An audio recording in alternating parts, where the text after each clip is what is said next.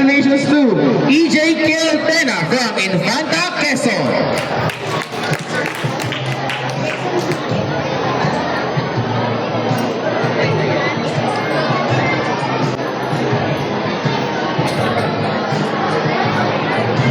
Alright, to our fourth placer, congratulations to Julio Hanapan Jr. from Imus City.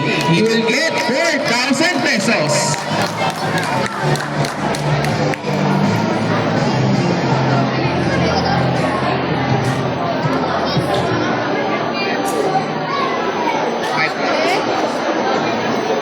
Alright, to our third placer, congratulations to Marco Piolo Sanido from Manila City. He will get 5,000 pesos.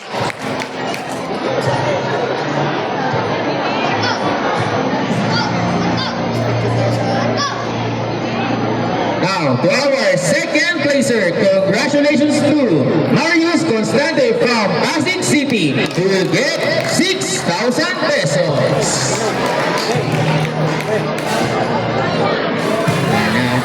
Pauwi na po at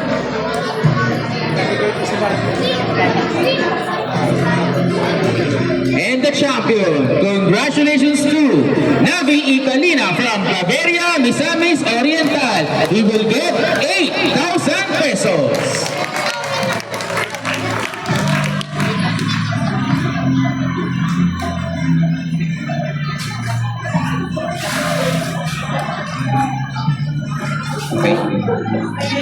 Okay, under 12 girls, please be ready. Alright, to our 12th placer, congratulations.